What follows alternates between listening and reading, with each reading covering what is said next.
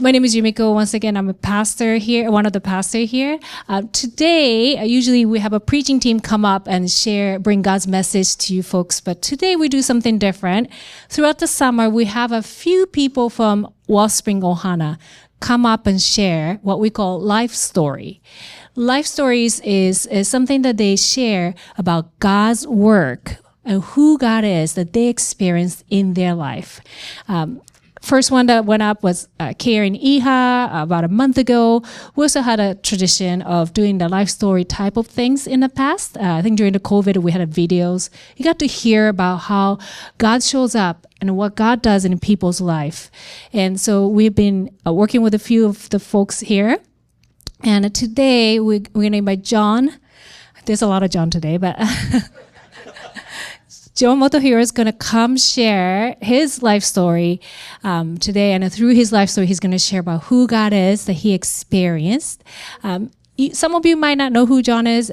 He's going to tell us a little bit about how he got to Wellspring later, but he and his family has been coming here for a little while. So it's good for us to actually get to hear his story, his life, but most importantly, who God is that he has experienced in his life. So let's welcome Jon. Do you want this or no? No, that's fine. Okay. And then, hi, good morning. Yeah, I didn't realize how many Johns are out here in the Wellspring Ohana. I may be one of the few, though, that spells it Jon, and it's not, short for Jonathan. It's just Jon. I was thankful that I had parents that had the foresight to just think that this boy will never figure out that silent H in the name. So let's just make it easy on him. So anyway, yep, that's my name. And I first of all want to thank everyone here at Wellspring for just welcoming my wife, my daughter, Amor, and myself to this amazing church. We started coming out here to Wellspring in November of last year. And we arrived here at an interesting time in our lives as our previous church, for various reasons, had stopped meeting. So for a few months, our family was without a church home. Wellspring came to mind, in part, having known Dale for years, and always enjoyed his company at different local Fuller alumni events. I am a proud graduate of Fuller Theological Seminary. I'm class of 1999. Thank you. It just occurred to me that 25 years ago, I graduated from Fuller Seminary. That is kind of amazing when I think about it. And it's really cool because I'm going to reflect a little bit about that journey to Fuller in my life story. I'll get there in a second. Just hang in there with me, okay?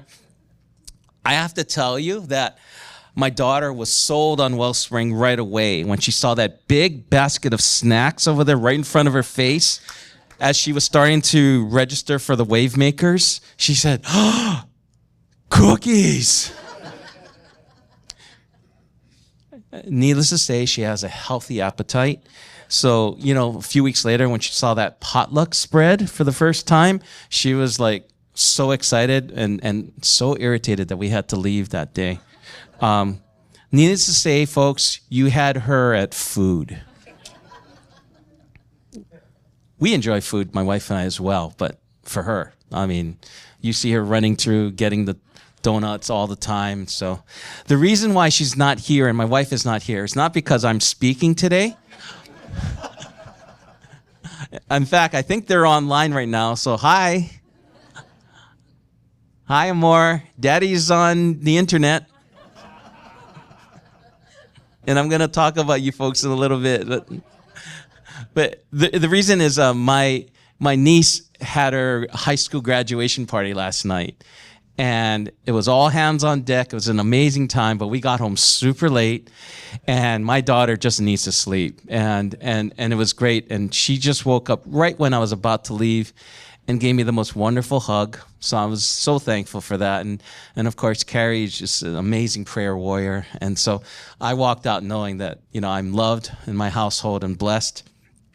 And so, but back to this Wellspring thing. Okay, sorry, I'm coming back here. As it turns out, there's quite a bit of people here that I know, or at least have some connection to me in previous lives, not previous lives, but previous parts of my life. Sorry. No. Anyway, and there's probably even more who are on the line, and they go, I know that guy somehow. Hopefully, it's from a good situation. Just one example is Leanne. Leanne's out here somewhere. See, she's waved her hand. Thank you, Leanne. Leanne's a high school classmate of mine. And one of the great things is this: if you're really nice to her, she will show you a high school photo of me with hair.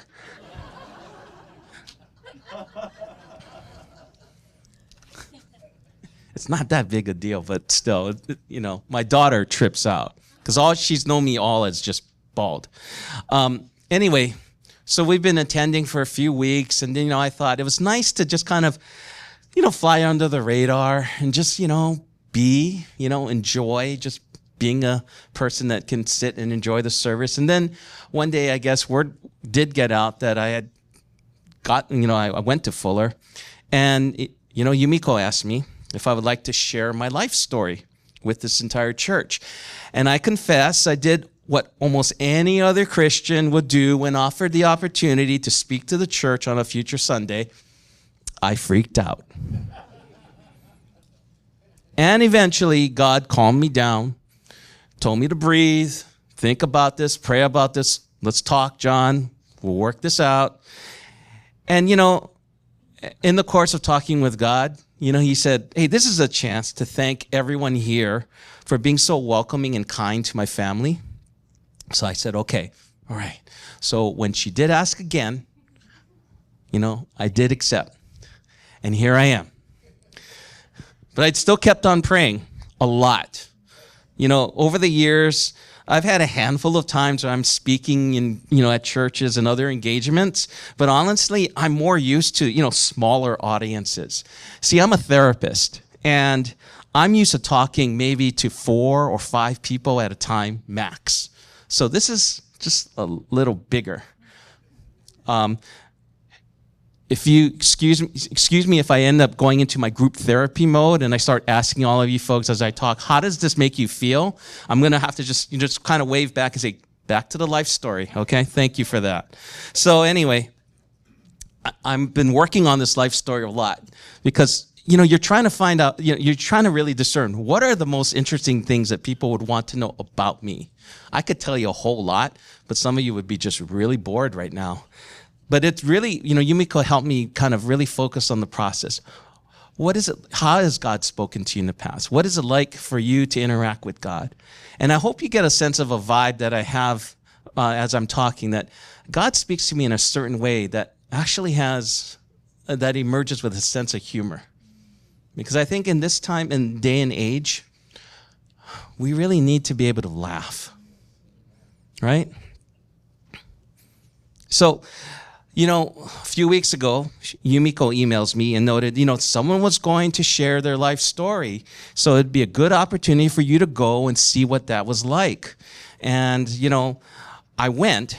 Unfortunately, my wife wasn't feeling well that day. So there I am by myself, and it was just me. And I hear this amazing story. Karen was amazing. It turns out Karen Ihia did an amazing job talking about joy in the midst of pain, and it brought me to near tears. I blamed it on the humidity, but it was just an amazing thing for me to hear. And at the same time, as I was taking in her life story, I couldn't help but hear God talking to me like this: "She's good, yeah? You next, bro." And I'm like, really? And you would think I'd be somewhat upset, nervous, even because I got to follow Karen. I mean, she summarized the previous month's sermons in her life story. And, I just found myself feeling more and more nervous. And I could hear God tell me, "We got this. Just don't screw up." Yes, he did laugh with me. That is correct. I did hear God laugh with me, not at me, but with me. And it was this warm, relaxed feeling, and it's a familiar feeling that felt just right. And I knew I was going to be more than okay. Because this is a feeling that I've encountered at key moments in my life. And in those moments when it was scary, God somehow helped me to laugh. And in the course of laughing with God, I was able to relax and say, you know what, this is going to be okay. You know, as a therapist, I've always been amazed at the power of words. You know, words, when arranged in certain sequences, can bring about anger, sadness, and pain. But at the same time, words can also bring out joy, and dare I say it, laughter. I've been doing this therapy work in some way, shape, or form for almost 30 years. If you go as far back as my practicum back at Fuller. And I've asked countless times when people, I've asked countless people, when was the last time you laughed? And I've spent a lot of time working with people and helping them to laugh again. I mean, it's right there, smack in the middle of Ecclesiastes chapter 3. So I'm just going to read it out loud, but you may hear it again, and that's cool. But it's really short, so hang in there with me here. There's a time for everything and a season for every activity under the heavens. A time to be born and a time to die, a time to plant and a time to uproot, a time to kill and a time to heal, a time to tear down and a time to build. And there we are, a time to weep and a time to laugh, a time to mourn and a time to dance, a time to scatter stones and a time to gather them, a time to embrace and a time to refrain from embracing, a time to search and a time to give up and a time to keep and a time to throw away. My wife likes that last part because she's always about, purging and decluttering. But we'll get to that when she does her life story. All right. You next, Carrie. So I love how this chapter continues with each line noting times in which to do the exact opposite of the other, and often wondered, when do we as Christians fully engage in that time to laugh? So I'm going to ask you the same question as I've asked others in session. When was the last time you really laughed? And I'm not talking, but I'm talking that kind of laughter where you're about to kind of just make a snort or some kind of other sound, because laughter is amazing. It's one of my favorite sounds. One of my favorite sounds is the sound of laughter from my wife and from my daughter. Each of them have this real distinct pattern. And when you combine the two, for me, it's like a symphony, So, oh, that's right, I got this. I think I can do this. And that's a picture, my daughter and I do a lot of selfies, and that's a time in which we were just engaged in a huge laughing fit. I think it was at that time when she realized, you can laugh and then you can have that snort thing. And so we just kept on going for minutes on end. And today, to this day, it's one of my favorite memories of being able, of watching her grow up. I think she was about 2.5 at that time. So while preparing for this, I, of course, Google's a question, does God have a sense of humor?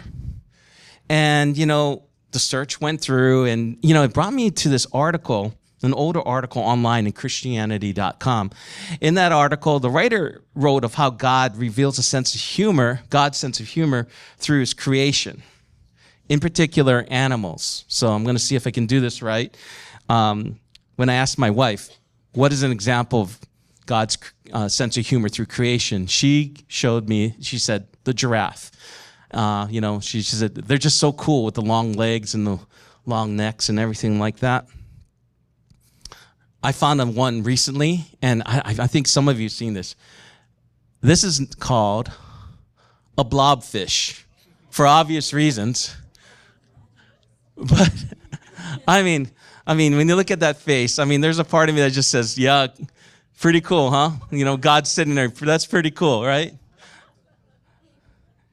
But with that, God, again, there's so many other pictures of animals that we could go through here. But I know it's about a life story, so I'm coming back to that. And the problem with that article is that it tries to give instances in which God reveals a sense of humor through Jesus and through the Word. But I'll be honest with you, as I read it, I really didn't get it. I didn't get what the author was saying, and maybe for me, again, my sense of humor thing was just not working that day. So I was sitting there going, okay, this is where the life story comes in, folks, so hang in there with me. I want to tell you then about key moments of my life, in my life, when I could really sense God there with me, speaking to me with something I can only describe as a sense of humor. In the summer of 1996, God gave me a sign. So I'm going to go with this. At that time, I was a nervous wreck. I had left my full-time job almost 2 years earlier to take undergraduate psychology courses to get my prerequisites for Fuller's program. My bachelor's degrees at that time were in marketing and management. So I had to take undergraduate courses as a non-classified graduate student, which basically meant I had to spend more money to take these classes. And they were expensive. Even though they were at UH and I was resident tuition, it added up. And in the meantime, my parents were wondering, what's going on with this boy, I mean, we spent all this, to get him graduate. He got 2 degrees, 2 degrees in business, and now he's doing this therapy thing? What's up with that? And my mom, for a brief time, thought I was going to a monastery. Because in her mind, seminary and monastery were one and the same. And so she even proceeded, John, is that why you're shaving your head?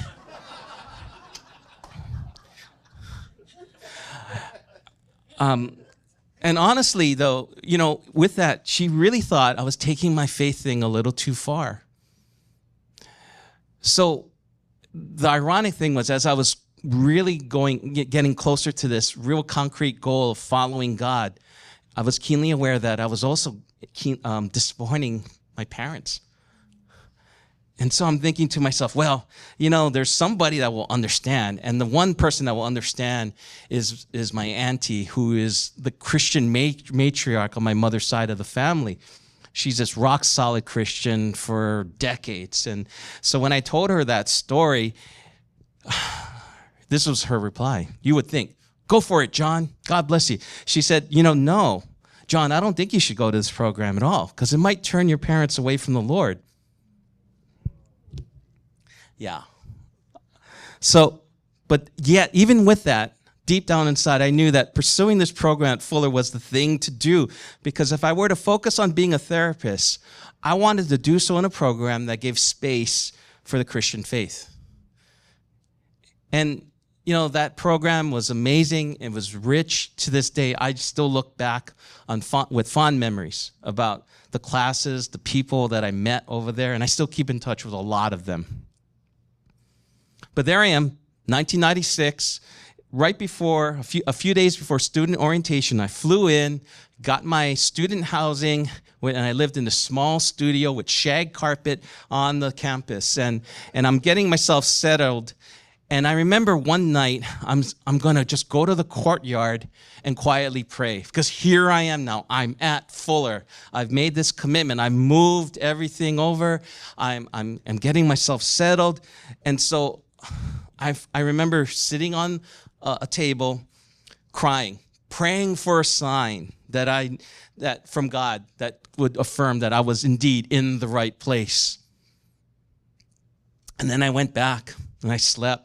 And then the next morning, I went back to that same place, and God said, okay, walk around the plaza at Fuller.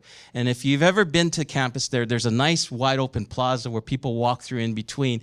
And I started to walk. And then I just saw something out in the distance. And it was this big stack of something, at least 10 feet tall.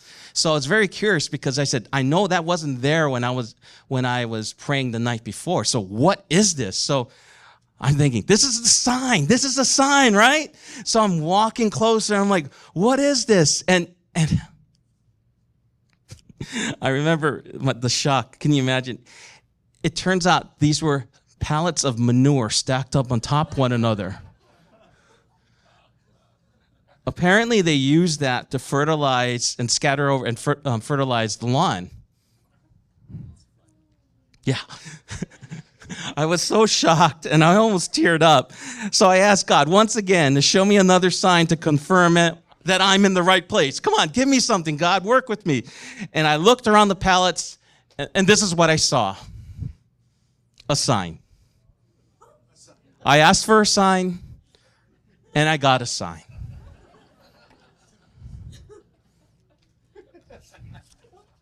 And after the initial shock, I stood there and just laughed. And then I could hear God laugh with me, not at me, but with me. In the same way that I was processing my response, my thoughts and emotions, I was hearing Karen's life story and Karen just crushing it a few weeks ago, I could feel this blessed assurance, and I knew I was going to be okay. I was going to be all right. And so fast forward about 20 plus years, I'm dating my wife. Yeah. And we go to Starbucks because that's what you do when you date. You talk and have a nice, drink, and you talk a lot. We were dating at that time for several months. By the way, Carrie gave me permission to share this, so. Anyway, and at that point, we've met each other's families, spent several family dinners together. And, in the course of our conversations in the car, Carrie would ask this question about, what does this whole dating thing mean? Yeah, basically, she was initiating that next level DTR, right? The determine the relationship talk. And I'm going to be honest, and I told her something like this. I was sorting it out myself because I've never made it this far in a relationship where I could feel like I could talk about marriage being a possibility. So there we are at this Starbucks in Kaneohe. And, we're enjoying our beverage and starting to have this talk. And as you know, all of you have been to at least a Starbucks to know this, right? That there's so many sounds that go on in a Starbucks that allow you to have a fairly private conversation, right? Because you got all that cool jazz stuff or music playing on the speaker. You got the air conditioning running. You got those foam machine things, all that kind of stuff. And then you got the baristas calling those 8-word names for coffee, and then, orders coming out. So it was actually kind of hard for me to hear sometimes when Carrie's talking. But at this point, she was getting a little more emotional. And if you ever meet Carrie and get to know her, she is one that will put her emotions out there on a sleeve. And so there she is. She's getting worked up, She wants to know, what does all these dates mean? And as I hear her not wanting to date for dating's sake, so just as she gets worked up, she blurts out this. And it was basically, this is what I remembered, and she confirmed it. What I want to know is this relationship leading to marriage? And I kid you not, the most sacred pause occurs just as soon as Carrie asked that question. The air conditioning stops. All those foam coffee machines stop. The baristas stop. Every other conversation that I hear going on stops. I'm pretty sure I could feel the eyes of everybody staring at me to wait for this answer. What was he going to say? And it was silence. And then I hear God's voice quietly reminding me that, I just want to let you know, I just quieted the room to make sure Carrie could hear your answer. Thank you. So then, I said something like, of course, I believe, we are heading towards marriage. And again, it was almost as soon as I say that, the noise kicks back in. The music, the AC, the foam machines, everything. Yeah. So at that moment when I was anxious, didn't know what to say, God gives me this little nudge in a very humorous way, a gentle way, loving, although I didn't feel like it at that time. For the record, I don't think I've ever gone back to that particular Starbucks. But again, you get the idea that God is there in that moment when I'm anxious and I'm not sure what to say, and there's a little bit of a nudge, but in a humorous way. So the final thing that I wanted to talk about as part of my life story is the story of our daughter, Amor. And Carrie and I agree that we all see God's sense of humor each day through our daughter. If you know Carrie and myself, we are those classic local Asian kids who grew up in households where, everything was relatively quiet. We follow the rules. We don't want to draw attention to ourselves. And so we entered the adoption process with a bit of anxiety, wondering, would any person, would any woman actually choose us to raise their child? To be considered a candidate for adoption in this program that we were in, we had to get security clearances, have a home study conducted, letters of recommendation written on our behalf. We took classes on adoption and understanding the dynamics and things like that. We had homework, and we had to submit several years of tax records, and only then could we even be considered a candidate. There was no guarantee that we would be paired and selected, because now we're in the next level process, which is this. The process works this way. There is another program out there for women who are considering, having their children, to give them for adoption.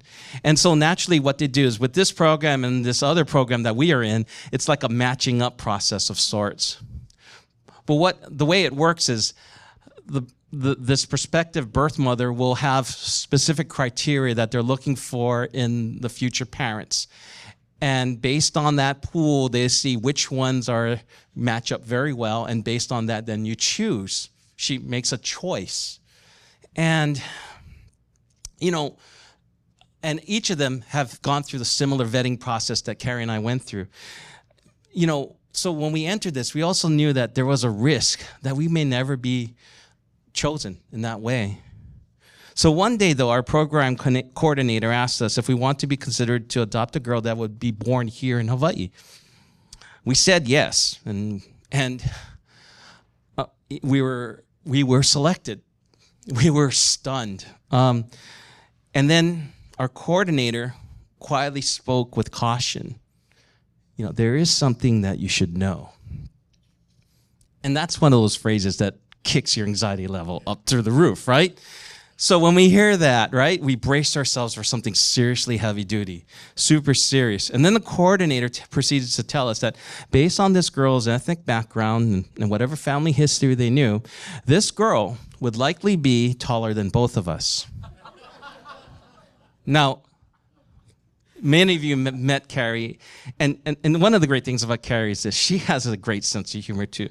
So basically, without missing a beat, Carrie said, well, that ain't hard. And then I remember telling the coordinator, yeah, well, somebody's got to reach the top shelf. And it will likely be her, Carrie's comment, inspired by God, was another time in which I was aware of God's humor present in that situation.